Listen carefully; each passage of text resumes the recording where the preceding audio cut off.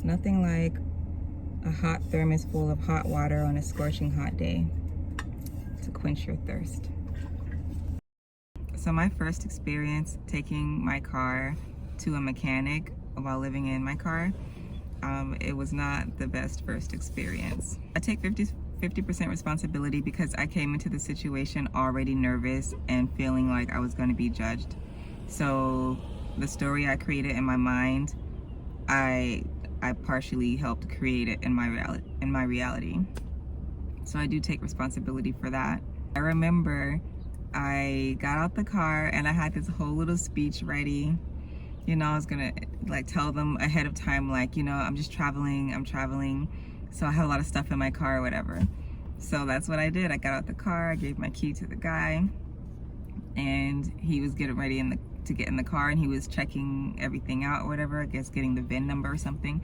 And I was like, yeah, I have a lot of stuff in my car, you know, but I'm just traveling. So I'm just, so you just ignore all the stuff in my car. So then he kind of peeks back here and he looks, and then he turns to me and he says, oh, don't worry, it's gonna get better. Things are gonna get better. And I was so annoyed. And this is something else just to note, like, I don't know if some random mechanic is just watching this video somehow. Like, he had the best intentions, but I really wished he hadn't assumed things, you know, and made his assumptions and judgments. I did not hint at all, I did not imply at all that I was in any kind of bad situation. You know, I told him I was traveling and I had a lot of stuff in my car, pillows and blankets and things in my car. That was before I had this black sheet to like cover up my bed. But I'm still pretty sure it's obvious that this is a bed, even though it's covered up. But this was before I had that, and you can just see everything, my bed made, everything. You know, and even though he had the best intentions, I thought it was kind of unprofessional for him to make that comment and that assumption. So, you know, I feel like if another mechanic is somehow randomly watching this video and is in that situation with someone living in their car, you know, just don't say anything about it. You know, just don't say anything. Because after he did that, my emotions were already high and my nerves were already just all over the place because I was just nervous about being judged. So once that happened and he judged me and he was like, oh, it's gonna be better, it's okay, I went in the bathroom and I cried. I was on the phone with Moosa and I was so angry, and I was like, they're all in there talking about me and feeling bad for me and like feeling like I'm this person living in their car. And I am a person living in my car, but not for the reason that they are assuming, you know. And I was like, in reality, my situation is probably better than everyone's in there, you know. I'm getting out of debt, you know. I don't pay a ton of bills every month. Like, I'm in this situation by choice. I chose to end my lease. I can afford to get a lease anytime I want, but I chose to. My situation is great, you know.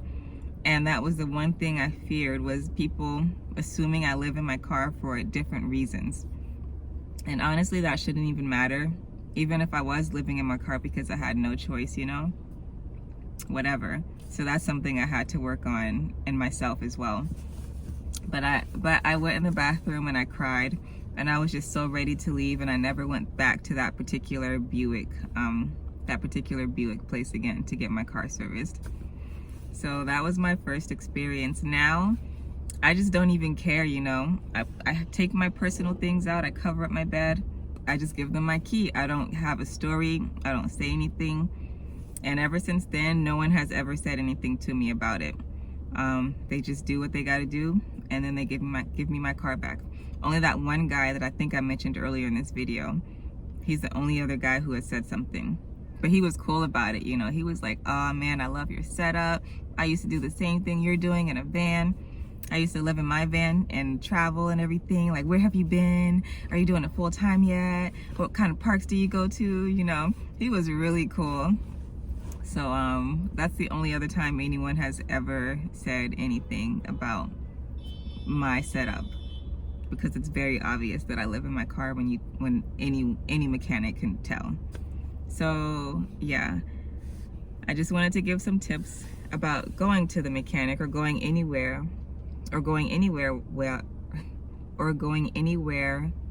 where someone will have to go inside of your car home.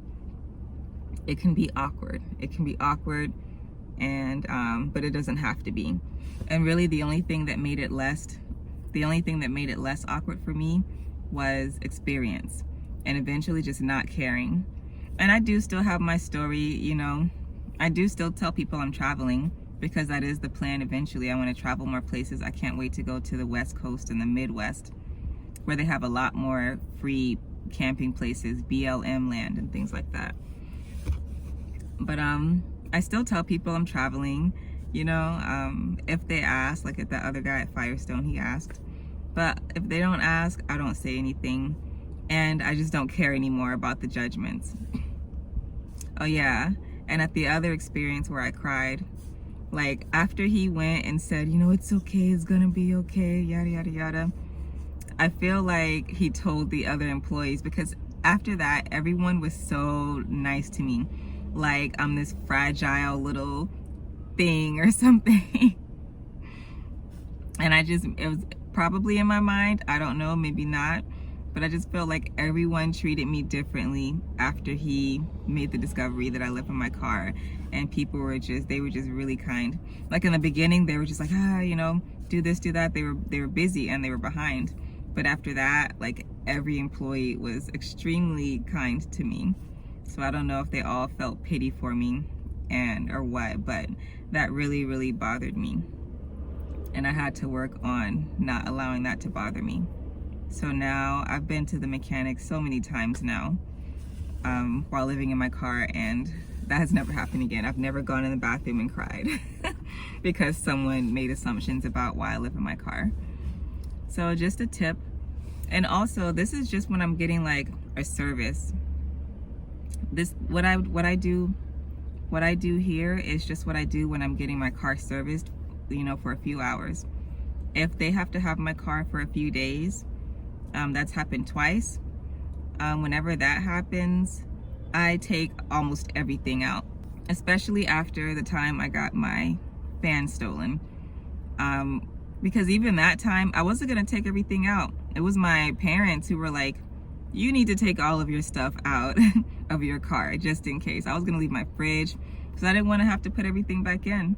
But they insisted, so I took almost everything out, except probably my fan. I just forgot, I didn't even notice it.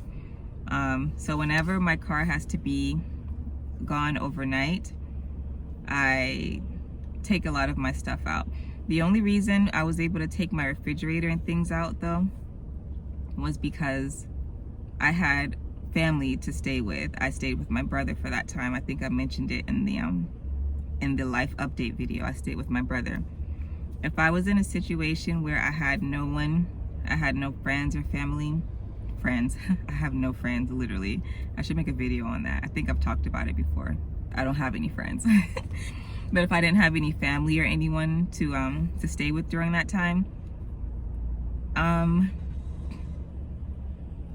I probably would still try to take everything out. I would just try to get it just depends on the state of the car. Like if the car is totaled, yeah, I probably still would try to take everything out. Whether I found a hotel to stay in, or if I just rented a car and I stayed in the rental car the whole time. I probably would take my refrigerator, my mattress, my 5-gallon water jug, like everything out, and put it in the car that I'm staying in, or the hotel I'm staying in, because I just don't like the thought of people being all up in my stuff. Yeah, and plus that experience with having my things stolen, that just really bothered me. So that's different. So just to clarify, if I'm getting my car serviced or an oil change or something, and it's gonna take like a few hours, maybe all day even, I don't really take anything out except my valuables, like my laptop, my iPad, my camera, things like that. But if it's going to be over one day, over 24 hours, and I might have to get a hotel or a rental car, then I take almost everything out and I would put it in the hotel or the rental car. So that's mainly what I wanted to talk about. It's just what I do when I get my car serviced, and how to handle people judging your situation. If you think I was being ridiculous for crying, then I get that too. I kind of feel like I was being ridiculous as well, but it's how I felt at the time. My emotions were high from start to end in that situation. It was just very, very new for me, very new. And I'm a sensitive person, so it affected me. His comment really affected me. But I've really gotten better with that now. Someone just put, I saw the water bottles in the back. Do you use water pump dispensers? I actually just got a dispenser. I love it. In the video that this person is talking about, they saw my 2 little 1-gallon jugs in the back of the car. They were both 1-gallon jugs. But recently, since uploading that video, I got a big 5-gallon water jug, and I got like an electronic dispenser where you just press the button and the water dispenses. And I love it. It's super convenient. So far, I've had it for about a month or so, and I'm very pleased with it. If you do get a different kind of water dispenser than the one that I'm gonna post in my link, the only suggestion I have is to find one like mine where the spout like closes. The dispenser I have, you can like flip it down, because I was reading reviews from other people, and they were saying that the spouts that just stick out, they will always fall off, and they would get lost or just get dirty, or it was just annoying having the spout fall off, or even just having to take it out, or even having to take the spout off and put it somewhere and then put it back on every time you want to get water. You know, why deal with that if you don't have to? So yeah, I really love my water dispenser. Is there room in the van for any shelving to add more space? I've thought about that. I really want to add some shelving to have a little bit more space, but I don't think there's room. I'm not a builder type person. Even with my bed, Moosa found someone to build my bed frame for me. I could have done it, but I didn't. So someone else did that. Someone else installed my inverter and my battery. So I don't really know. I would like to have more shelving, but I don't know where to put it. I feel like shelves would actually take up more space than they would give me, if that makes any sense. For now, I don't think I'm gonna add any shelving. I've thought about maybe putting some things up here. Like I tried putting some kind of net thing, like attaching it to this thing right here and going across to the other one over there, and I had this net thing. But when I put stuff in it, the net like sank down, you know, and I couldn't sit up, like stuff was on my head, and that made me feel claustrophobic. I need to feel like I have space. So I got rid of that net. But I feel like if I could add space anywhere, I would want it to be like up here. But also, this isn't a van. I might sell this car again, and I don't know if I want to do so much to it that it might not, you know, be resellable. I mean, you can always sell a vehicle even to a junkyard or something, but you know, I just want to get the best amount of money I can for it when I do decide to sell the car. So I don't know if I want to go poking a bunch of holes and drilling a bunch of holes and nails and stuff into my car right now. What's one thing you'd like to add to the car that you haven't yet? One thing that I want to add to this car is something called, what is it called? SUV, the tail veil. And it just adds more. It's like a tent basically that you can open up the hatch in the back of your car, and you put like a tent over it, and you can stand up. But it's not as complicated as these other ones. They have other tents that you can attach to the hatch, but they have all these poles and stuff. It's kind of like putting together a whole tent. And those are way more expensive too. At least the ones that I've seen that have all the poles and things that you attach to it. But the tail veil is super quick. It's so fast. It's super fast to put together. And I would love, when I go on my next camping trip, to have one and to be able to like stand up and wake up in the morning and maybe like do some stretches. Like I stretch in my bed often. But you know, I want to stand up and do some stretches and just be able to move around and maybe like stand up and cook or something, to be able to sleep outside back there but still have everything I need in here. And I don't know, I really want that. That would really make me feel like I had a lot of extra space. Like I would feel like I had a mansion if I had that Telvale, and I could just put that Telvale up sometimes and just be able to stand up in my home. I have taken for granted being able to stand up in my own home. I miss that sometimes. I miss being able to stand up, and I miss having a kitchen. Something I would like to add to this space is like a kitchen, but I don't have the space to add a kitchen. Like a sink with an actual drain and more counter space to cook. But I've thought about it time and time again. I've tried to figure out how to do it, but I just, I don't have the space. I don't have the space right now to have a better kitchen set up. So for now, it's the Telvale. I think the Telvale is, I'm gonna get that, hopefully in the next few months. I wanna get that and have it ready for my next camping trip. That question kind of brings me to another question someone had, which is, do you want a van? I go back and forth all the time with this question. Moosa asked me this question as well not too long ago. He asked me if I wanted a van, you know, and he was willing to help me get that van. But my response to him was like, you know, why would I spend money on a van when that money can go towards the land we want to buy, when I already have a home? But I go back and forth so often. I would love a van. If I did get a van, it would be a small van. It would be a Ford Transit Connect. You can't fully stand up in a Ford Transit Connect, but you can stand up more than you can in a mini SUV, which is what I have. So I would not want anything bigger than a Ford Transit Connect.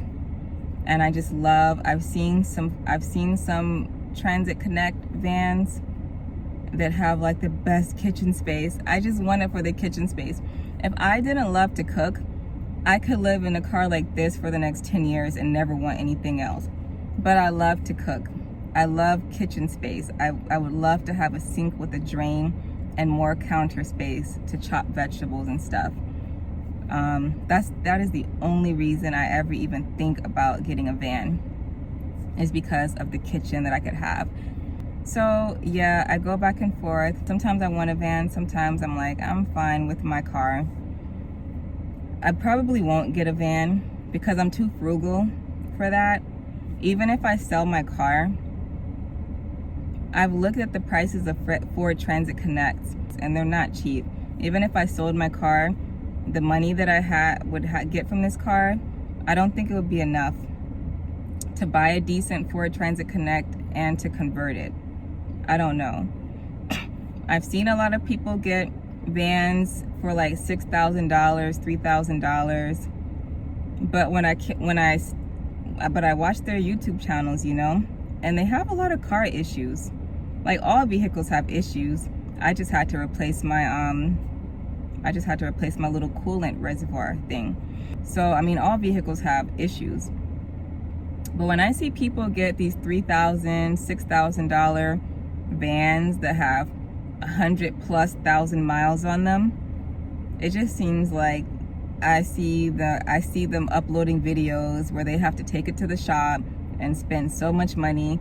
And luckily for them, their YouTube channels are big enough where it's still hurting them financially, but not as much as it would hurt me. My channel is small. I don't make a lot of money on YouTube. It takes me like 2 to 3 months just to make $100 because you don't get paid on YouTube unless you make $100 or more. So I don't get paid every month. I get paid on YouTube every 2 to 3 months because that's how long it takes me to make $100. So I don't have the money. I don't have the money to get a cheap van. I don't have the money to get a $6,000 van with 120,000 miles on it and with all types of issues that the person didn't tell me about and that I didn't find before purchasing the vehicle. You know, I think about things like that. I just got out of debt. I'm in a great financial situation. I do not want to risk that. because I want more kitchen space, you know? That's how I feel. So maybe if one day I'm making more money each month, like, these are the conversations I have in my head every time I think about getting a van. And then I always just end with, no, it's just not reasonable. It's not reasonable. You know, it's not the smart thing to do. Just because that's what everyone else online is doing, they're getting vans, that doesn't mean that's what I need to do. That doesn't mean that's what's best for me. I just saw a girl, what's her name? I don't know the name of her channel, but she just sold her van, you know? She went into, she put herself in a financial situation that made her uncomfortable getting that van. Because, you know, everyone has vans. You want to have the van life experience and everything, but she just sold her van and now she has a school bus, and the school bus was way cheaper. I hope that works out for her. You know, I hope the school bus is in good condition and it doesn't cost a lot of money for constant repairs and everything. But she talked about the financial situation she was in, and she could afford it, but it was like, do I want to afford it? You know, like, I'm spending a lot of money every month on this van, because she took out a loan, I think, and she spent a ton of money making it beautiful. It was one of the most beautiful van builds I've ever seen, but it cost her a lot of money. And in the end, she felt like it wasn't the smart financial thing to do, so she sold the van. And now she has a little short school bus that she bought all cash, and she's trying to convert it with the rest of the cash that she has left, so that she is living debt-free. So that's the kind of stuff I think about, you know? That's the kind of stuff I think about. I'm someone who likes to learn from other people's mistakes, and I just don't want to get some cheap $6,000 van. I'm definitely not taking out a loan on a newer van, and I don't want to get some cheap van or cheap bus or anything that might need constant maintenance and end up costing me a ton of money that I don't have. Like, all the savings that I worked so hard to save, now I'm just draining it on this freaking van that I really didn't need. So anyways, I could go on and on. Everything I'm saying to you guys is like the conversation that I have in my head constantly when I think about a van. So at this point in time, the answer is no. I do not plan on getting a van. Do I want a van? Yes. Do I think I'm gonna get a van? No. I would have to be in a really, really good financial situation for that to happen. I would have to be able to pay for a good, almost brand new van and the conversion all in cash, and remain debt-free, and still have my big chunk of savings that I've saved up. If that is not the scenario, then I'm not getting the van. So hope that answers your question. The last question that I get quite often is, will you share your recipes? I really love that you guys are interested in the food that I cook. This definitely was not meant to be a food channel. Some of you might know that I have a food YouTube channel already, but I don't upload there anymore because I live in my car now and I don't have a kitchen or anything, you know, I don't have a kitchen or any place to cook and film. So I don't upload to that channel anymore. But I really appreciate the nice comments that you guys leave about the food that I make. And a really wonderful viewer suggested that I make an ebook with my recipes, and I thought that was great. I appreciated that she suggested something that like I could sell and make money from, and she didn't just ask me to give her the recipe. Whoever you are, like, I really appreciated that comment, and it really inspired me. So that's what I'm working on. After I finish filming this video, I'm gonna go back to working on the recipes that I want to put in the book. And I hope to I can't even give you a date, just as soon as I can, I hope to have that ebook out for you at a reasonable price. And, you know, if you ever wanted to support me in any way, then hopefully you can buy that e-cookbook. So I do plan on sharing my recipes, and it will be in the e-cookbook that I want to put out for you all. And I want the book to focus mostly on like recipes that can be made in small spaces, like a vehicle, and small spaces like a car, a van, or like a tiny house, when you have a very small cooking space. So a lot of the recipes will be like instant pot meals, one pot meals on like a one pot meals on a gas burner, like my little camp stove that I have, and just things that you can make easily. A lot of it will be like one pot meals or pasta salads or things like that. So I hope some of you will be interested in that. But so far, that's what I'm thinking for the concept of the ebook, is like recipes that are specifically for like cooking in small spaces with a camp stove or an instant pot. And that was all of the questions. I hope I didn't miss any. And if I get more questions, then in a few months I will upload another Q&A and answer those questions. Thank you all for subscribing. I really appreciate that. As you know, it helps every channel when you subscribe and you like the videos, share the videos. I feel really grateful for how the Simple Enough community is growing. We're growing very slowly, but I'm okay with that. I love it. I love our small community right now. Yeah, I love our small community right now. You get way less trolls when you're a small channel. Big channels get a lot of trolls, but since my channel is super tiny, I get almost 100% positive comments on this channel, and I appreciate that. Yeah, and I just appreciate that. I appreciate the positivity. I appreciate the diverse group of people who watch my videos.